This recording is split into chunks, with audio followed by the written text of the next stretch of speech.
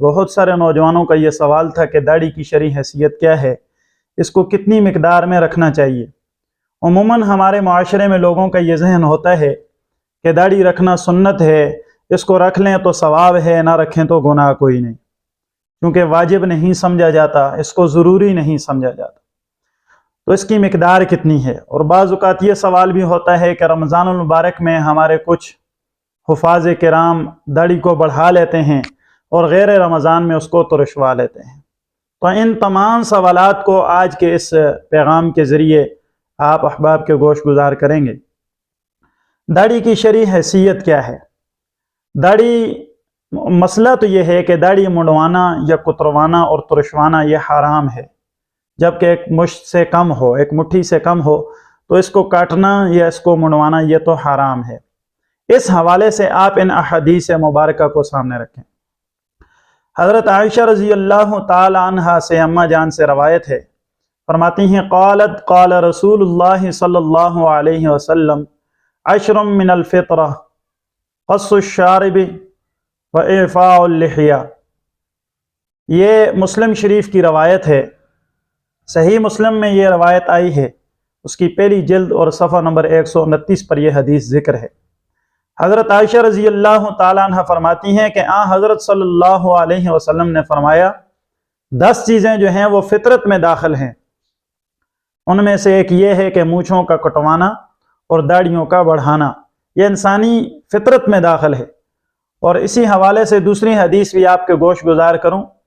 عن ابن عمر رضی اللہ تعالی عنہما عن النبی صلی اللہ علیہ وسلم قال احفوا الشوارب واعفوا اللحى۔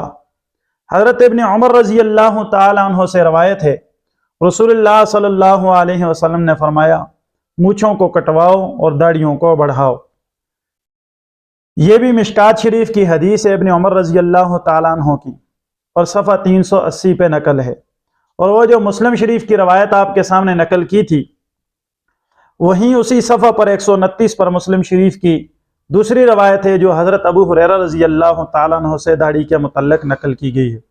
عن ابی ہریرہ رضی اللہ تعالیٰ عنہ قال رسول اللہ صلی اللہ علیہ وسلم جز الشوارب وارخ اللحى خالف المجوس۔ آپ علیہ السلام نے فرمایا مونچھیں کٹواؤ اور داڑھیوں کو بڑھاؤ اور مجوسیوں کی مخالفت کرو۔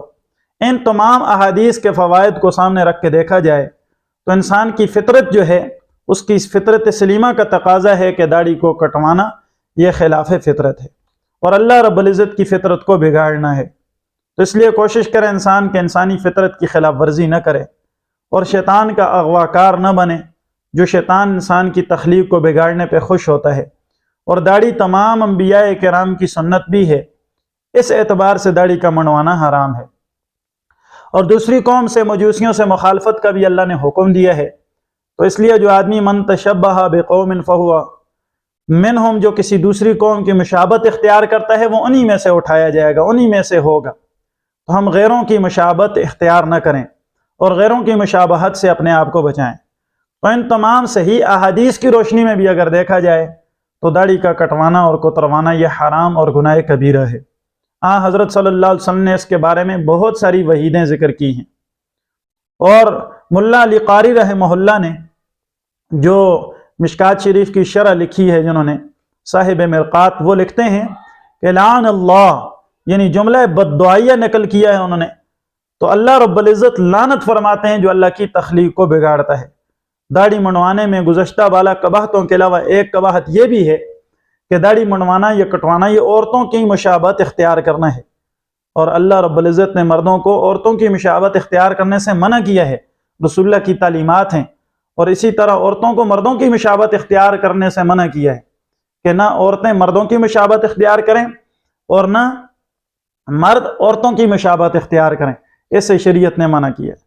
رہی بات یہ ہے کہ حفاظ کرام جو رمضان المبارک کے آنے سے چند دن قبل داڑھی کو بڑھا لیتے ہیں اور پھر رمضان المبارک کے بعد اسی ماحول میں آ جاتے ہیں، تو ایسے حفاظ اور قرہ کی امامت ناجائز ہے۔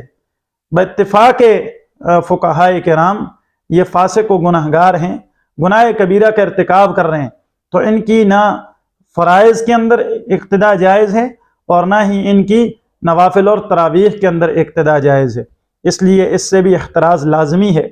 شریعت کے کسی جو ہے شاعر کا مذاق اڑانا، اور جو آخری سوال تھا ہماری اسی کڑی کا کہ لوگ اللہ کے رسول کی محبوب صلی اللہ علیہ وسلم کی سنت کو حقیر سمجھتے ہیں۔ بعض اوقات تو ہمارے معاشرے میں شادیوں تک سے انکار کر دیا جاتا ہے داڑھی کی وجہ سے، تو جو اس کی حقارت جو ہے دل میں رکھتا ہے اور اس سنت جو واجب کے درجے تک کی سنت ہے اس کو جو حقیر سمجھتا ہے، گناہ کبیرہ کا ارتکاب تو ہے ہی، لیکن اس کی حقارت پر ہلکا سمجھنے پر کفر کا مرتکب ہو رہا ہے۔ اپنے نکاح کی بھی وہ تجدید کرے، ایمان کی بھی تجدید کرے، اور اس پہ استغفار بھی لازم ہے۔ اللہ تعالی ہمیں اپنے محبوب صلی اللہ علیہ وسلم کی 100% اتباع نصیب فرما دے۔